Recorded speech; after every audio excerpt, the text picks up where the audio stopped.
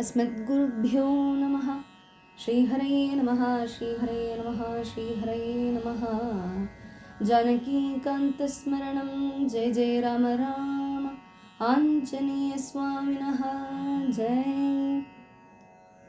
वन्दे वानरनारसिंहखगरान् क्रोडाश्ववक्त्राञ्चितं नानालङ्करणं त्रिपञ्चनयनं देदीप्यमानं रुचां हस्ताभैरसिखेडपुस्तकसुधाभाण्डं कुशाद्रीन्हलं खड्वाङ्गं फणिवृक्षधृत् दशभुजं सर्वारिगर्वापहम्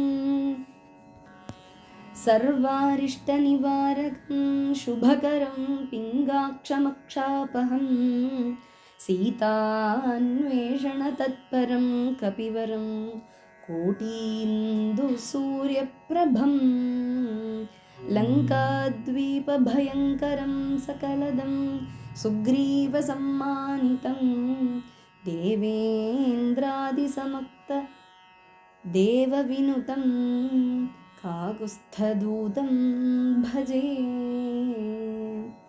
नमोऽस्तु रामाय सलक्ष्मणाय देव्यै च तस्यै जनकात्मजायै। नमोऽस्तु रुद्रेन्द्रयमानिलेभ्यो नमोऽस्तु चन्द्रार्कमरुद्गणेभ्यः। बुद्धिर्बलं यशोधैर्यं निर्भयत्वमरोगता अजाड्यं वाक्पटुत्वं च हनुमच्चरणाद् भवेत्। पाहि पाहि रामदूता पाहि वायुनन्दना पाहि पाहि वानरेन्द्र पाहि भक्तचन्दना। पाहि पाहि रामदूत पाहि वायुनन्दना पाहि पाहि वानरेन्द्र पाहि भक्तचन्दना। पाहि पाहि पिङ्गळाक्ष पाहि रामसेवका पाहि पाहि पिङ्गळाक्ष पाहि रामसेवका। पाहि पाहि बन्धमोक्ष पाहि जगन्नायका पाहि पाहि बन्धमोक्ष पाहि जगन्नायका। पाहि पाहि रामदूता पाहि वायुनन्दना पाहि पाहि वानरेन्द्र पाहि भक्तचन्दना। पाहि पाहि पिङ्गळाक्ष पाहि रामसेवक पाहि पाहि बन्धमोक्ष पाहि जगन्नायका पाहि पाहि बन्धमोक्ष पाहि जगन्नायका। जानकीकान्तस्मरणं जय जय राम राम। आञ्जनेयस्वामिनः जय। ஸ்ரீயப்பதியான பகவான் ஸ்ரீராமச்சந்திர சுவாமியுடைய கைங்கரியார்த்தம் அந்த வானர படைகள் அத்தனையும் கிளம்பி 4 பாகமாக கிளம்பினார்கள் சீதான்வேஷணத்துக்காக அப்படின்னு பார்த்துருந்தோம். அதில் அந்த கடல் தீரத்தில் இந்த கடலை யார் தாண்டுவா, இந்த 100 யோஜனை தாண்டி அங்கே போய் சீதா பிராட்டியை தேடி திருப்பி ராமருக்கு யார் செய்தி சொல்லுவா அப்படின்னு ஒரு கலக்கம் வந்துடுத்து அந்த சங்கத்தில். இப்போ யார் பண்ணுவா, என்னால் முடியாது அப்படின்னு ஒருத்தரும் விலக விலக விலக யார் பண்ணுவா அப்படிங்கிற சந்தேகம் நிற்கிறத ஒரு இடத்துல எதுவுமே சொல்லாமல் சுகமாக உட்கார்ந்துருக்கக்கூடிய ரொம்ப பிரசித்தமான கபிவீரனும் அமேய விக்ரமியுமான அந்த வாயு தனையனை, அதாவது ஸ்ரீ ஹனுமாரை நம்ம போய் கேட்கலாம் என்று ஜாம்பவான் திரும்பி பார்த்தார். அந்த ஹனுமாரை பார்த்ததும் ஜாம்பவானுடைய கண்கள் ஆனந்தத்தினால அலையடிச்சது, அப்படியே விகசித்ததாம் அந்த கண்கள். அதை சொல்லலாம் என்று பக்கத்தில் செல்றார். ததப் பிரதீதம் ப்ளவதாம் வரிஷ்டம் आश्रित्य सुखोपविष्टं संचोदयामास हरिप्रवीरः ஹரிப்பிரவீரம் ஹனுமந்தமேவ, ஹனுமாரால தான் முடியும் அப்படிங்கிற ஒரு திருட நிஷ்டையோட பக்கத்துல செல்றார். அந்த ஹனுமார் என்ன பண்ணிட்டு இருந்தார் அப்படின்னா, சதா ராம ராமேதி நாமாமிருதம் தே சதா ராமம் ஆனந்த நிಶ್ಚಿந்த கந்தம் பிபந்தம் நமந்தம் சுதந்தம் ஹசந்தம் ஹனுமந்தமந்தர்பஜேதம் நிதாந்தம். சதா ராம ராம ராம ராம ராமநாமத்தையே, அந்த நாமாமிருதத்தையே சொல்லின்னு இருந்தார், ஜபம் பண்ணிட்டு இருந்தார். அந்த ராமநாமத்திலே ஆனந்தம் கொண்டுன்றிருந்தார். அதை குடிக்கிறார், நமந்தம் நமிக்கிறார், அதை சிரிக்கிறார் ராமநாமத்தை நினச்சிண்டு. இந்த மாதிரி ராமர்லேயே முழுகி ஹனுமார் அங்கே தியானத்தில் இருந்தாரா, ஏகாந்தமாக இருந்தார். ஏன்னா பொதுவாக பகவானை நம்பி இருக்கிறவா ஏகாந்தத்தில் தான் இருப்பா. ரொம்ப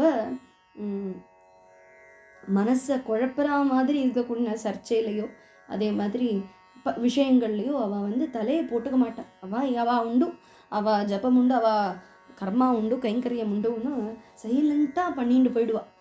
அதே மாதிரி தான் ஹனுமார் ஏகாந்தத்தில் ராமநாமம் ஜபம் பண்ணிட்டு இருந்தா. ஏன்னா அந்த ராமநாம ஜபம் போரும் இது அத்தனையும் சரி பண்ணி சீதா பிராட்டியை ராமர் கூட சேர்த்து வைக்கிறதுக்கு. அதே தானே சீதா பிராட்டி அங்கே அசோகவனத்துலேருந்து இருந்து ராமநாம ஜபம் பண்ணிட்டு இருக்கா. அதனால ராமநாமத்துக்கு அப்பேற்பட்ட பெருமை, அந்த ராமநாமத்தை ஜபம் பண்ணிட்டு இருந்தா. அப்பேற்பட்ட அந்த ஹனுமார்கிட்டக்க இப்போ ஜாம்பவான் மொல்ல சொல்றார், வீரவானரலோகஸ்ய சர்வசாஸ்திரவிதாம் வர தூஷ்ணீமேகாந்தமாஸ்ருத்ய ஹனுமன் கிம் ந ஜல்பசி. ஹனுமாரே, கிம் ந ஜல்பசி, எதுவுமே ஏன்னு சொல்ல மாட்டேங்கிறேன். சர்வசாஸ்திர விசாரதனான கபிவீரா, ஏன் நீங்க பேசாம இருக்கேள், மௌனமா இருக்கேள். மாருதி வானரேஸ்வரனான சுக்ரீவனும் ஸ்ரீ ராமலக்ஷ்மணாருக்கும் தேஜஸும் சக்தியும் எப்படி இருக்குமோ அதே மாதிரி துல்லியமாக்கும் உங்களுக்கும். அந்த தேஜஸும் சக்தியும் உங்களுக்கு அதே மாதிரி இருக்கே. அது மட்டுமல்ல, அரிஷ்டநேமியோடைய புத்திரன் மகாபலசாலியான அந்த வைனதேயன் இருக்காரே, வைனதேயன் எப்பேற்பட்டவர், பக்ஷி விருந்தங்கள்லே வைத்து உத்தமனான வைனதேயன். அவரை கருடர் அப்படின்னு அழைப்போம். அவர் எப்படி ஒரு பக்ஷியை தூக்கிண்டு போவார், அந்த ஒரு செகண்டில் ஒரு நொடியில் எப்படி அந்த பக்ஷியை தூக்கிண்டு போவார் அப்படின்னு நான் பார்த்துருக்கேன். ஒரு அந்த கருத்து கையில் இருக்கக்கூடிய அந்த சக்தியை நான் பார்த்துருக்கேன். மின்னல் பிணி வேகத்தில் சர்ப்பங்களை அப்படியே தூக்கிண்டு போயிடுவார் அந்த பக்ஷீந்திரன். அந்த பக்ஷீந்திரனுடைய பலம் எப்படி இருக்கும்னு எனக்கு தெரியும்.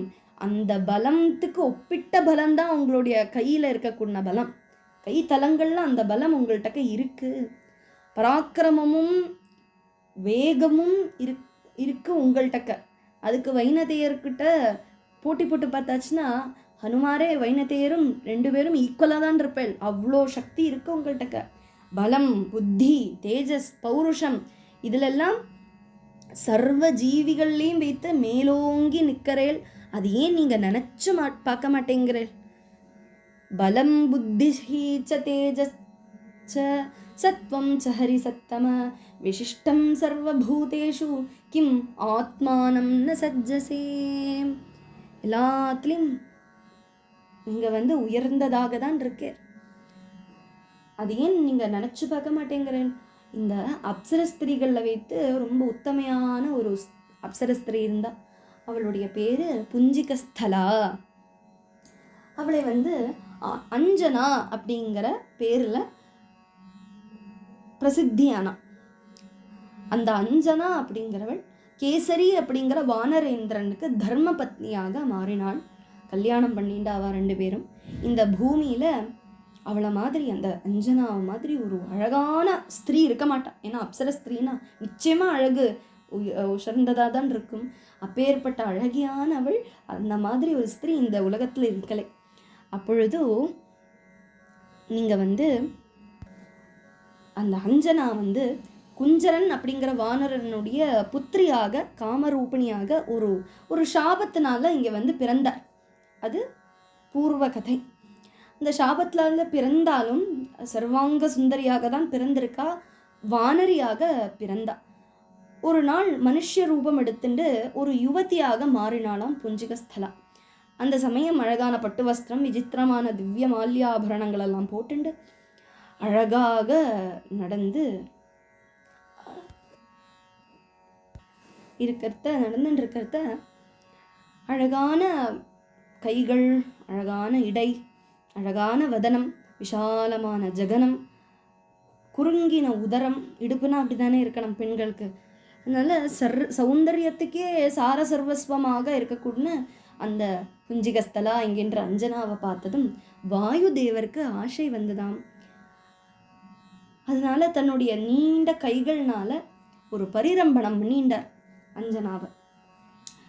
அப்பொழுது டக்குன்னு தெரிஞ்சு கொடுத்து அஞ்சனாவுக்கு கேட்கறா, ஏகபத்னி விரதம் எடுத்திருக்க கூடின என்னை அந்த விரதத்தை கெடுத்துறதுக்கு யார் பார்க்கறா, யார் துணியறா அப்படின்னு கோபத்தில் கேட்டாளாம்.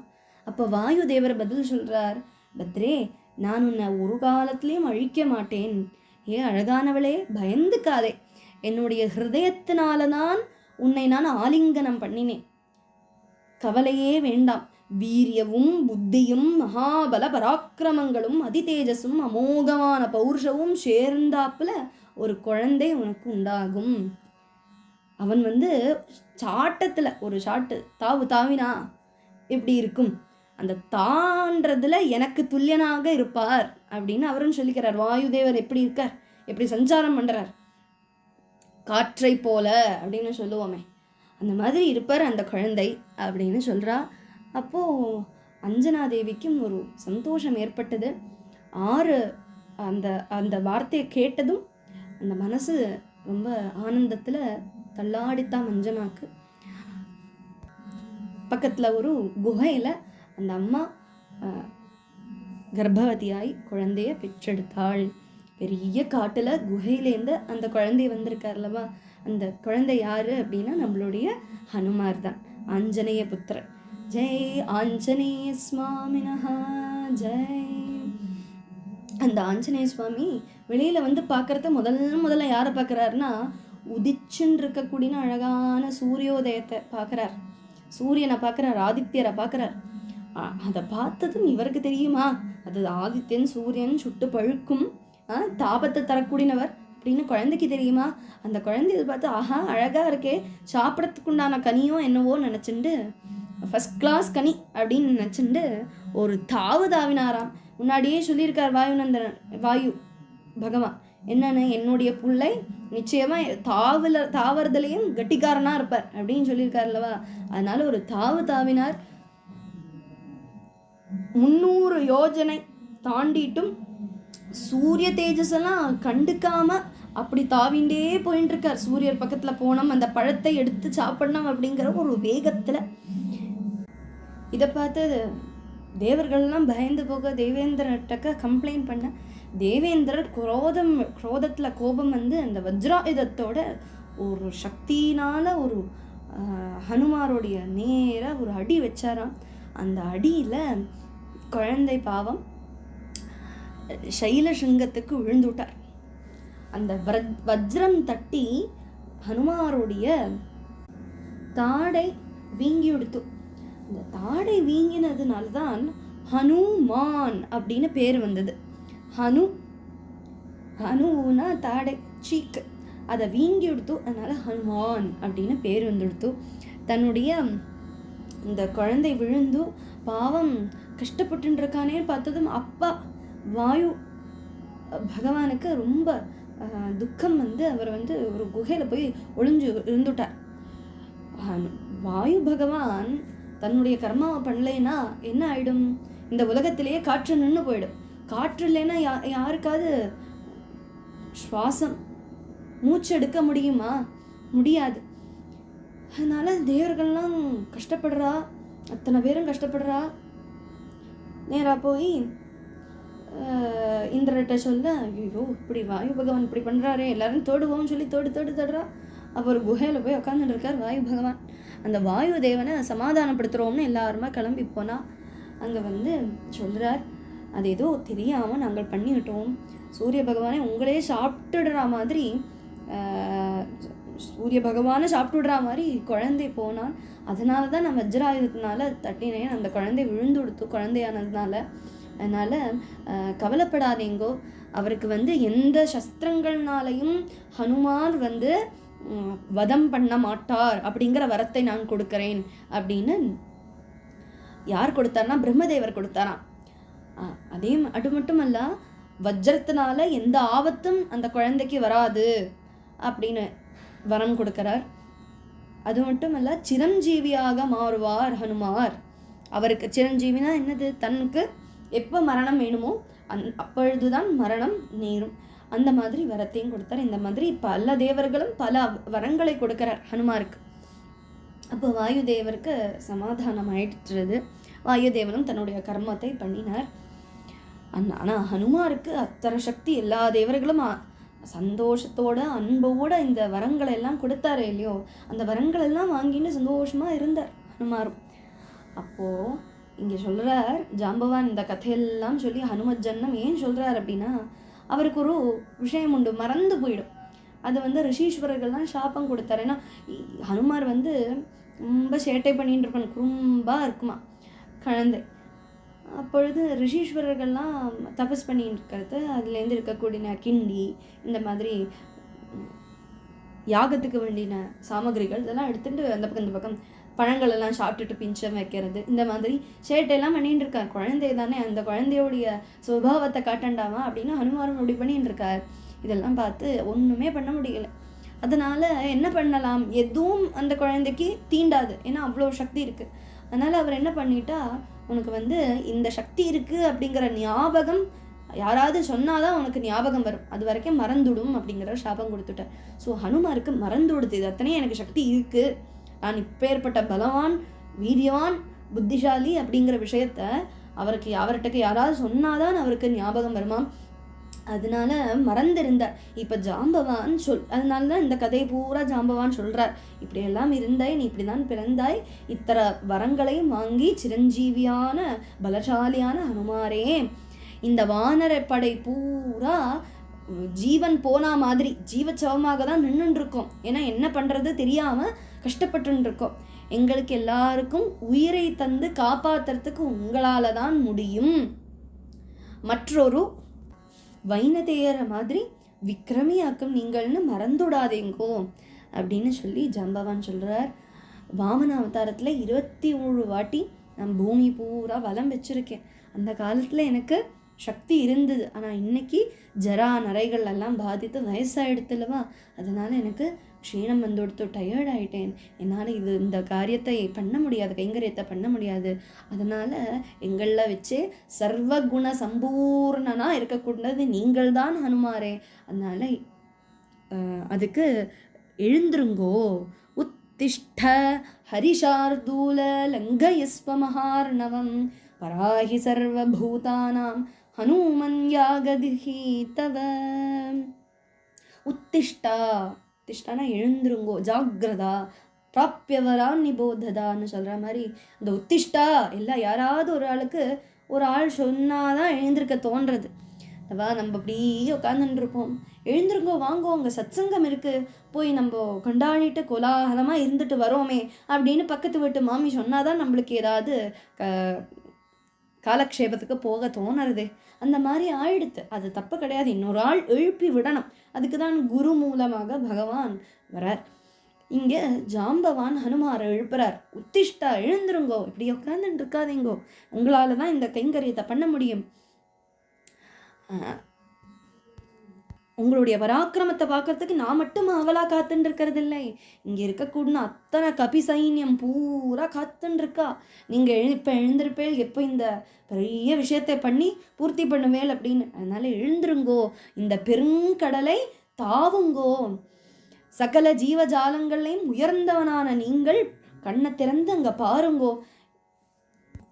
மகாவிஷ்ணு எப்படி வளர்ந்து வளர்ந்து இந்த 3 அடி மண்ணையும் அளந்தாரோ, அந்த மாதிரி பராக்கிரமத்துக்குண்டான அந்த காரியம் பண்ணுறதுக்கு நீங்கள் தயாராகுங்கோ, ரெடி ஆகுங்கோ என்று சொல்லி ஜாம்பவார் அந்த பிதாமகர் சொல்கிறார் ஹனுமார்கிட்ட. இதை கேட்டதும் மாருதி ஹனுமார் இதெல்லாம் கேட்டுருக்கார் அல்லவா, இதெல்லாம் கேட்டதும் மனசு வேகம் வந்துதான். இதெல்லாம் கேட்டதும் தன் சக்திகள் எல்லாம் ஞாபகம் வந்துதான். என்னுடைய கர்த்தவியம் என்ன, இந்த ஜீவன் கிடைச்ச பயன் என்ன, நான் இந்த இந்த அவதாரம் எடுத்திருக்கேன் என்றால் இந்த அவதாரத்தினுடைய ஒரு பலன் என்ன அப்படிங்கிற அந்த கர்த்தவிய போதம் வந்தது. அவருக்கு ஒரு ஆனந்தம் சித்தித்துதான். இந்த காம கைங்கரியம் பண்ணிட்டலை, இனிமேதான் பண்ண போறார், பண்றதுக்கு எழுந்திருக்கவே போறார். ஆனா எழுந்திருக்கிறதுக்கு முன்னாடியே ஒரு ஆனந்தம் கிடைச்சது ஹனுமாருக்கு என்று சொல்லி எழுந்தாராம். எழுந்து எழுந்து எப்படி அந்த திரிவிக்ரமர் ஆனாரோ சுவாமி, அந்த மாதிரி ஹனுமார் பெரிய ரூபத்தை எடுத்துட்டார். எப்பேற்பட்ட ரூபம் எடுத்துட்டா 100 யோஜனையை தாண்ட முடியுமோ அந்த மாதிரி ரூபத்தை எடுத்துட்டார். அதை பார்த்ததும் தேவர்களுக்கெல்லாம் சந்தோஷம். வானரப்படைகள்லாம் மாருதிய வாழ்த்தரார், புகழ்த்தரார், ஸ்துதி பண்ணி. பீமரூபமாகி மாறின அந்த ஹனுமார் வாழை ஒன்று வட்டம் வைத்து ஒரு ஷர்ட்டி சந்தோஷத்தோட பலவானாக மாறினார். தேஜஸ் வளர்ந்தது. ஒரு குகையில இந்த சிம்மம் எப்படி தூங்கிண்டு கொஞ்ச நேரமா வேட்டைக்கு இறங்கலாம் அப்படின்னு எழுந்திருக்குமோ, அப்படியே நடுவேற்பட்டு எழுந்திருக்குமோ, அது மாதிரி அவர் ஒரு நிவர்ந்து நின்னாராம். புகையில்லாத அக்னி எப்படி ஆளி கத்துமோ அந்த மாதிரி அக்னி ஆட்டமா நின்று அங்க சொல்றாராம். ஹனுமார் சொல்றார். என்ன சொல்றார்? இந்த ஆகாயத்துல அக்னியோடைய சகாவான வாயுதேவன் இந்த சைலாகிரங்களையே இல்லாம பண்ணிடுவார். அப்பேற்பட்ட தேவனுடைய ஹௌரச புத்திரனாக்கும் நான். எனக்கு ஈக்குவலா இதை லங்கனம் பண்றதுக்கு, இந்த லங்காவை எத்துறதுக்கு, இந்த கடலை தாண்டுவதற்கு யாராலையும் முடியாது. நான் போய் பண்ணிட்டு வருவேன்.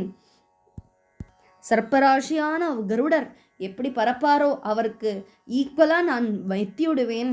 எப்படி உதயம் நடக்கிறதோ, உதயத்தினால இந்த அஸ்தமனத்துக்கு முன்னாடி அம்சுமானை சென்று எதிரேட்டு யதாவிதி அபிவாத்தியம் பண்ணுவேன் அப்படின்னு சொல்லி தன்னுடைய வீரியத்தை ஹனுமார் சொன்னாராம். ஆகாயத்தில் இருக்கக்கூடிய மழை காரு வருமே, அதெல்லாம் நான் ஊதியே இல்லாமல் பண்ணிடுவேன். மாமலைகளை குலுக்கி போட்டுருவேன், சாகரத்தை கலக்குவேன். என்னுடைய இந்த சக்தினால நான் கருடருக்கும் வாயுவுக்கும் சமமாய் மாறிவிட்டேன் அப்படின்னு தன்னுடைய சந்தோஷத்தை காட்டின்றார். அந்த ஃப்ரெண்ட்ஸாக இருக்கக்கூடிய அந்த வானரர்கள்ட்ட பார்த்து சொல்கிறார், நீங்கள் கவலைப்படாதீங்கோ, நான் இந்த ராம கைங்கரியத்தை நிச்சயமாக நடத்திட்டு திருப்பி வந்துடுவேன் என்று சொல்கிறத ஜாம்பவான் மனம் குளிர்ந்துதாம் ஜாம்பவானுக்கு. എന്നിട്ട് சொல்கிறார், ஹே வீரா, கேசரி புத்ரா, பவன தனையா, ஹனுமாரே கோந்தே அப்படின்னு கூப்பிட்டுட்டு எங்களுடைய எல்லாருடைய துக்கம் பூரா தீர்ந்து கொடுத்து எல்லா கவிகளும் இங்கே இருக்கக்கூடிய அத்தனை பேரும் பிரார்த்தனை பண்ணின்னு இருக்கோம். இந்த காரிய சாத்தியத்துக்கு உனக்கு எல்லா மங்கள கர்மங்களும் இங்கே நடக்கும். அதெல்லாம் பண்ணிட்டு நாங்கள் இங்கே இருப்போம். மங்களத்தோடு நீ திரும்பி வருவாய். உங்களோட கையில தான் எங்களுடைய அத்தனை பேருடைய உயிரும் உங்கள் கையில தான் அப்படின்னு சொன்னதும் ஹனுமார் அந்த ஜாம்பவானை நமஸ்காரம் பண்ணிட்டு சொல்கிறார், நண்பர்களே, நான் இந்த தாவர சமயத்தில் என்னுடைய ஊக்கு தாங்காமல், இல்லைன்னா என்னுடைய அந்த சக்தியை தாங்கிறதுக்கு இங்கே இந்த இடத்துக்கு போகாது. அதனால் இந்த மகேந்திர பர்வதம் காண்றதா அதுக்கு மேலே ஏறி நான் அங்கேருந்து தாவுக்குவேன் அப்படின்னு இதில் சந்தேகம் இல்லை அப்படின்னு ஹனுமார் மகேந்திர பர்வதத்துக்கு மேலே ஏறுறார். அங்கே ஏறி தன்னுடைய சக்தியை காட்டுறார். அந்த பர்வதத்துக்கு மேலே காலை நன்னா மிதிச்சு நடந்தாராம். அதை தாங்க முடியாமல் அந்த மலையே குலுங்கித்து. சிம்மத்தால் வதம் பண்ணி மதகஜம் எப்படி கத்துமோ அது மாதிரி கத்தித்தான். பல இடங்களில் வாட்டர் ஃபாலே உண்டாயிடுத்து, லீக் அவுட் ஆகி ஜலம் விடுத்து, ஒழுகி விடுத்து. பாறைகளெல்லாம் பெரிய பெரிய கல்களெல்லாம் பொடி பொடியாக மாறி விடுத்து. மாமரங்களெல்லாம் நடுங்கிது. மிருகங்கள் கஜ வீரர்களெல்லாம் நடுங்கினார்கள். நிறைய கந்தர்வ மிதுனங்களெல்லாம் மத்து பிடிச்சா மாதிரி ஆயிட்டா. வித்யாதர சமூகங்கள் பக்ஷி விருந்தங்களெல்லாம் பறந்து போயிட்டா. கெட்ட பாம்புகளெல்லாம் ஒளிஞ்சுடுத்து. இப்படி அந்த மகாகிரியே மொத்தத்தில் அலங்கோலம் ஆயிடுத்தான். முனிவர்களெல்லாம் பயந்து போய் அந்த மகீதரத்தை விட்டுட்டு பெரிய பெரிய காட்டில் வழி தப்பின கூட்டம் எப்படி போகுமோ அந்த மாதிரி நடந்து போயிட்டாலாம். அதிசீக்கிரமாக இருக்கக்கூடிய அந்த மகாகபீஸ்வரர் சத்ருக்களெல்லாம் இல்லாமல் பண்ணுறதுக்கு அந்த ஹனுமார், மகானுபாவனான ஸ்ரீ ஹனுமார் மனசுனாலேயே லங்கையை போய் எத்தியாச்சு, காரியத்தை முடிச்சு விட்டார். அதாவது பொதுவாக ஒரு விஷயம் பண்ணுறதுன்னா, ஓ அப்படி பண்ணணுமா, அங்கே போகணுமா, அங்கே போய் இந்த மாதிரி பண்ணணுமா, அதை முடிச்சுட்டும் திருப்பி வரணுமா, இந்த மாதிரி நிறைய குழப்பங்கள்னாலேயும் நெகட்டிவிட்டினாலேயும் அப்படியே மனதில் பண்ணவே மாட்டோம். லாஸ்ட்டில் என்னாச்சு, நடக்கவும் நடக்காது. யோசிச்சு சமயத்தையும் வீணடிச்சுடுவோம், சக்தியும் எனர்ஜி எல்லாம் போயிடும். ஆனால் இங்கே ஹனுமார் லங்காவை தாண்டி விட்டேன் அப்படின்னு மனதுதான் ரொம்ப சக்தியாக இருந்தது. காற்று வேகம், காற்றுக்கு ஒரு வேகம் உண்டு, அதை விட வேகம் எதுக்கு அப்படின்னா மனதுக்கு தான். அப்படி பறக்கும். கண்ணை மூடினா அமெரிக்காவில் இருக்கேன் அப்படின்னு நினச்சா போதும் அமெரிக்கா வந்துவிடுவேன். நான் போய் ஃப்ளைட்டை பிடிச்சி அங்கேருந்து கிளம்பி அங்கே போய் எத்துறதுக்கு எவ்வளோ நேரம் ஆகும். அந்த நேரமெல்லாம் மேலே ஒரு க்ஷணத்தில் நொடியில் நம்ம மனதுனால அமெரிக்கா போயிடலாம், நினச்ச இடத்துக்கு போயிடலாம், நினச்ச விஷயங்களை பண்ணி முடிச்சுடலாம். அந்த மாதிரி மனதுனாலேயே இங்கே ஹனுமார் லங்கையில் போய் சீதா தேவியை பார்த்து முடிச்சுட்டார். அங்கே ததோ ராவண நீதாயாக சீதாயா சத்ருகர்ஷனஹ ஏஷ பதமன்வேஷ்டும் சாரணாச்சரிதே பதி. சீதா அம்மாவை பார்க்க மகேந்திரகிரி மேலே ஏறிக்கொண்டாரே, அங்கேருந்து ஜெய் சீதாராம் என்று ராமருடைய நாமத்தை சொன்னார். ராமரை வணங்கினார், தேகத்தை பெருக்கினார், மலையை குலுக்கினார், வாளை நீட்டினார், தோளை இறுக்கி காலை குறுக்கி காதுகளை நன்றாக சுருக்கி கால்களால் மலை மேலே அழுத்தி பறக்க தொடங்கினாராம். அந்த வேகத்தில் அது எப்படின்னா ஜெட்டு மாதிரி, எந்த வேகமும் அந்த வாயு மாதிரி, மனசு மாதிரி அந்த வேகத்தில் ஹனுமார் பறக்கிறார். அங்கேருந்து அந்த லங்காவை தாண்டறதுக்கு, லங்காவை எத்துறதுக்கு, இந்த கடலை தாண்டுவதற்காக எந்த வேகத்தில் பறந்தாரோ அந்த வேகத்தில் இந்த சுந்தரகாண்டமும் தொடங்கிறது.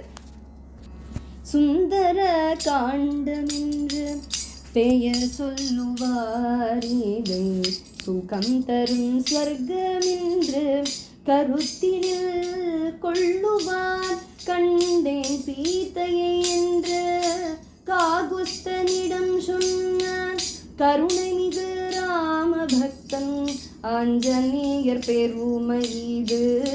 சுந்தர காண்டமென்று பெயர் சொல்லுவார், இது சுகம் தரும் ஸ்வர்க்கமென்று கருத்தினில் கொள்ளுவார். அஞ்சனை மைந்தன் அலைக்கடல் தாண்டவே ஆயத்தமாக்கி நின்றார், ராமபாணம் போலவே ராட்சசர் மனை நோக்கி ராஜகம்பீரத்தோடு ராமதூதனும் விரைந்தே சென்றார். சுந்தர காண்டமென்ற பெயர் சொல்லுவார், இதை சுகம் தரும் ஸ்வர்க்கமென்று கருத்தினில் கொள்ளுவார். அங்கதனும் ஜாம்பவானும் அனைத்து வானரர்களும் அன்புடன் விடை கொடுத்து வழியனுப்பினாரே. வானவர்கள் தானவர்கள் வருணாதி தேவர்கள் வழியெல்லாம் இன்று பூமாரி பொழிந்தாரே. சுந்தர காண்டமென்று பெயர் சொல்லுவார், இதை சுகம் தரும் ஸ்வர்க்கமென்று கருத்தினில் கொள்ளுவார். ஜெய் சீதாராம், ஜெய் சீதாராம் அப்படின்னு ஹனுமார் அந்த கடலை தாண்டறார் என்று சொல்லி சுந்தரகாண்டம் துவங்கி வைத்திருக்கோம். மேலும் ஹனுமார் தாண்டி முடித்தாரா, லங்கையை சென்றாரா, சீதையை பார்த்தாரா போன்ற விஷயங்கள் அடுத்த உபன்யாசத்தில் ஸ்ரவிப்போம் என்று சொல்லி இந்த ராமதூத சரித்திரத்தை இன்னைக்கு பூர்த்தி பண்ணி கொள்ளலாம். மங்களம் ஸ்ரீராம பக்தாக்ரகண்யாய மங்களம் தே மாருதாத்மஜாய மங்களம் ஜானகி சோகாபஹாரிணி மங்களம் கபிப்ருந்த வந்திதாய ஜயமங்களம் शुभमङ्गलं जयमङ्गलं नित्यशुभमङ्गलम् जानकीकान्तस्मरणं जय जय राम राम आञ्जनेयस्वामिनः जय राम राम राम राम राम राम राम राम राम राम राम